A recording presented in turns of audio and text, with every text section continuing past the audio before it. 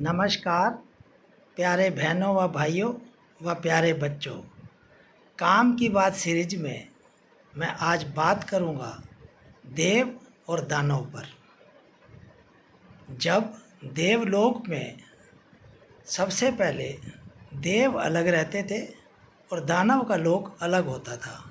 दोनों अलग अलग स्थान पर ही रहते थे। उसके बाद त्रेता युग आया, श्री राम का युग आया। उसमें भी देव अलग रहते थे और दानव अलग रहते थे। उनके आपस में कोई संबंध भी नहीं था। उनके बाद द्वापर युग आया। श्री कृष्ण जी के युग में देव और दानव एक ही परिवार में भी आ गए। एक ही परिवार में कंस मामा भी थे और देवता श्री कृष्ण जी भी थे। यानी द्वापर युग में देव और दानव एक ही परिवार में आ गए। उसके बाद आज कलयुग है। कलयुग में देव और दानव एक परिवार में नहीं, एक शरीर में आ गए। एक ही शरीर में दोनों हैं, देव भी और दानव भी। हम पता नहीं कब देव बन जाए और पता नहीं कब दानव बन जाए। ये सबसे खतरनाक है। इसलिए तो ये कलयुग है।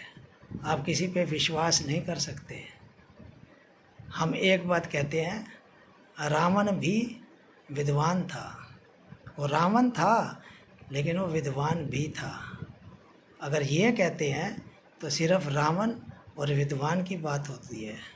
अगर इसको हम उल्टा कहें कि विद्वान भी रावण हो सकता है, विद्वान भी रावण हो सकता है, तो उसमें सारे विद्वान एक बार क्वेश्चन लग जाता है कि हाँ, विद्वान भी रावण हो सकता है।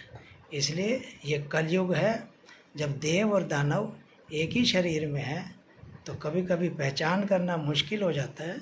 तो इस चीज़ को हम हमेशा ध्यान रखें और हमेशा परख के ध्यान से चलें। जितना हम ध्यान रखेंगे उतना अच्छा होगा।